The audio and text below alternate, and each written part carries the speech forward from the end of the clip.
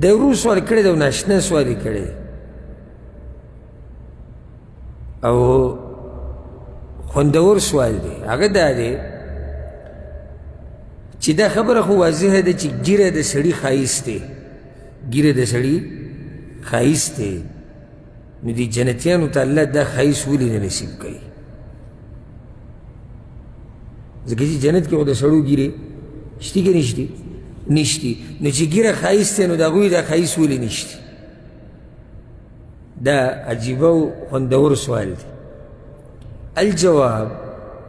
اول خو دا خبره یاده کوي چې دا ښه په صحیح حدیثونو کې دا خبره ثابته ده د انس بن مالک نه د معاذ بن جبل ابو هریره رضی الله عنهم نورونه چې د جنتیانو به په جنت کې ګیرې نه وي د نارینهو که د زنانو د نارینهو زنانو خو ګیرې نشتي نو د جنتیانو نارینهو ګیرې دا نشتي حدیث کې راځي امام طبرانی راوړی دی او صحیح روایت دی انس بن مالک وایي پیغمبر صلی الله علیه وسلم دا خبره کړې ده یدخل اهل الجنه الجنه جردا مردا مکحلین چې کله جنتیان جنت ته ننوځي ښه ځوانان به وي او ګیرې به یې نه وي ویښته به یې نه وي په مخ باندې دا ګیره او برید به یې نه وي او ښایسته سترګې به وي یو حدیث کې داسې هم راځي معاذ بن جبل حدیث ته امام ترمذي راوړی چې يدخل أهل الجنة الجنة جردا مردا مكحلين أبناء 30 أو 33 درې دېرش کالو عمر به یا دېرش کاله درې دېرش کاله عمر به چې خاص شوی دی درې دېرش کاله دا خبره یاده کړئ بله فایده دا درې دېرش کاله عمر چې د سړي او د دې په خوا کې 32 کاله 34 کاله دا ګورې ښه د ځوانۍ عمر یې ورې لکه اکثر د عوامو کې دا خبره مشهوره ده چې د 15 شپږ نه بره یوې ځواني لاړه نه د ځوانۍ مراحل دي د ځوانۍ څه دي مراحل دي که چېرته الله توفیق راکړو دغه مسله به هم بیان کړو چې سړي ته ځوان د کوم وخته پورې ویلی کېږي بیا د بوډا کله بیا هغه اخري عمر یې کله شروع کېږي د ځوانۍ مراحل یو هغه ځواني ده چې 15 14 14 کالو کې راځي نو صحیح شو هغه ځواني خو تېره شوې ده خو په هغه ځواني پسې خفګان ده څه ځکه یو شاعر دا خبره کړې ده او ډېره مشهور ده یا لیت الشباب یعود یوما هغه شعر اولنی کړی دا د ارمان چې ځواني واپس رالی چې زه خبر کم چې د بوډاوالي را سره سجل کړی دلته چې کوم مشران ناست دی سپین ږیري د ټولو به دا ارمان چې ارمان دا ځواني رالی چې زه خبر کمه چې بوډاوالي را سره څه نو په دې شعر باندې بعضو علماو نیوکه کړې ده دا خبره صحیح نه ده ستا څه ارمان کې چې د برې نه کته راکوشي لکه څنګه چې بني اسرائیلو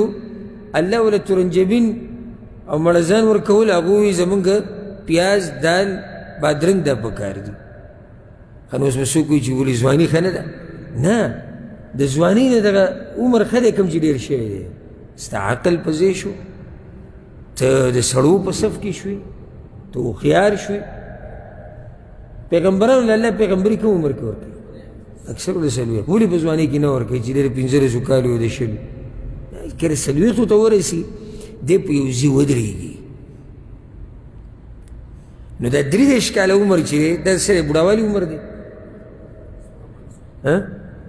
دا د ځواني هغه ټیټ ځواني ده که ځواني چېرته لکه هسې دا خبره اوږدېږي بیا کم ځای نه کم ځای ته ورسي که دغه ځواني دا د 15 کالو دا د دې نه اهمه وی نو بیا به دا ټول دغه عمر کې 15 کالو عمر کې دلته دې درسونه چې کېنئ که نه نو قسمه قسم فایدې به اورئ انشاءالله که هغه دیني فواید دي او که هغه دنیوي دي نو کوم وروڼه چې زموږ دلته د 10 نه بره دي او د 15 نه لاندې دي د هغوی دپاره نن د څه خبرو او خوشحالۍ خبرو ځکه چې بعضو زړه والی یاره چې د 15 او 20 نه بره شي کیسه ختمه شي دا 40 پورې ګوره سړی ځوان حسابېږي ښه اوس راځو د رور دې مسلې له دا اهمه مسله ده مسله څه وه نه ګیره خو ښایست دی، نو دا ښایست د جنتیانو سره ولې نشته؟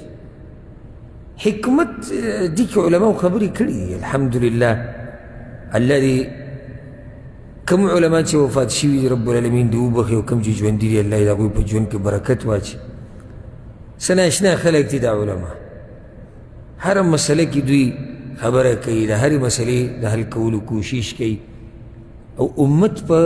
کشمکش کې نه پرېږدي. داسې علماو دا علما د تندي د ښکلولو لایق دي چې سړی ورله تندی ښکل کړي.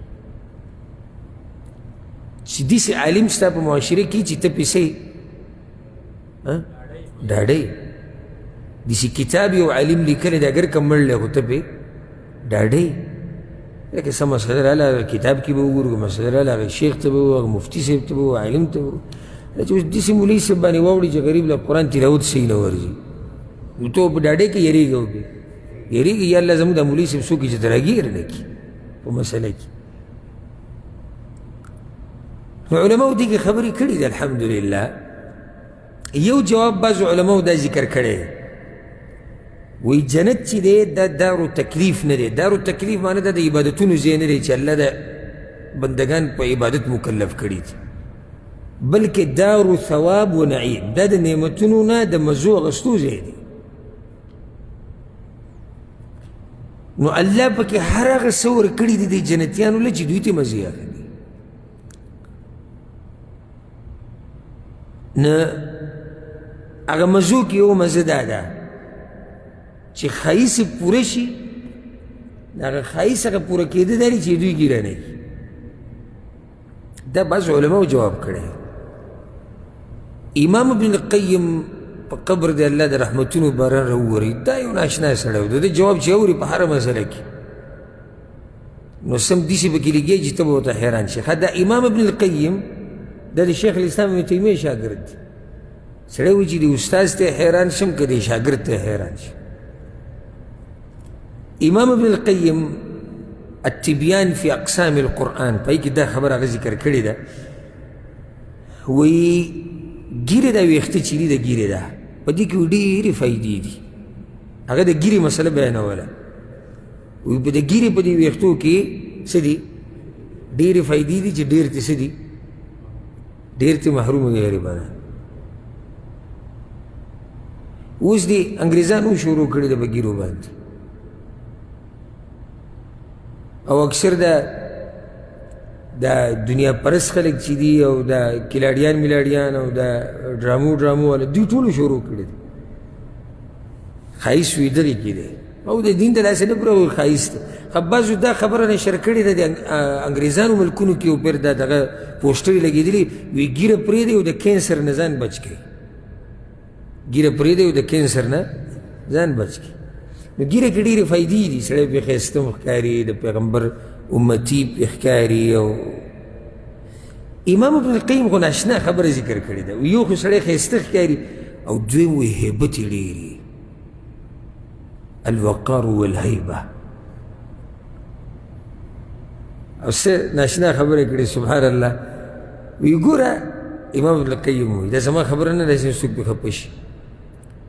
وی زنانه چې یو ځای ته راننوځي یا ماشوم چې راوننوځي هیبت یي،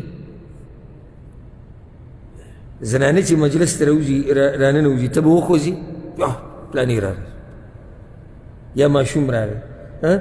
ولې هیبت ولې نشته؟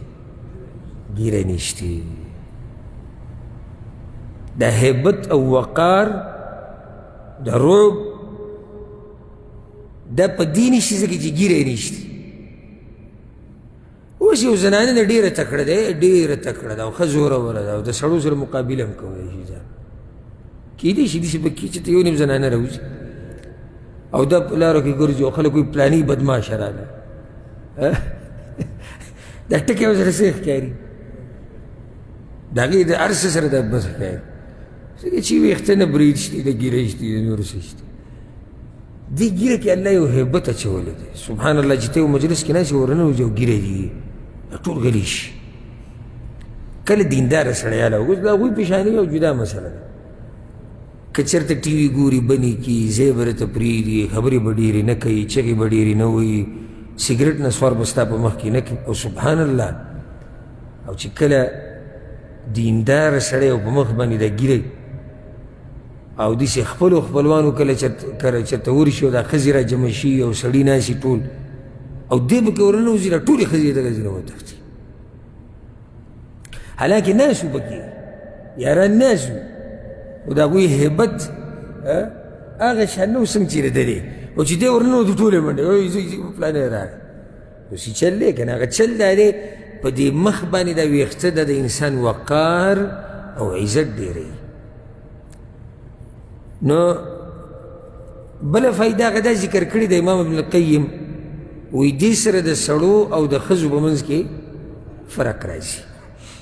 په خپله هغه په ځان باندې دا سوال کړی دی وی که چېرته اوس موږ ته څوک دا ووایي چې ته خو دا وایې چې ګیره ښایست دی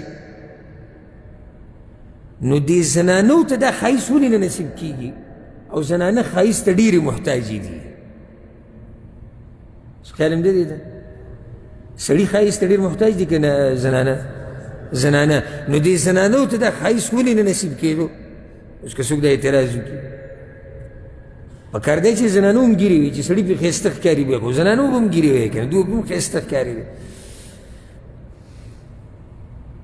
نو هغه جواب دا کړی دی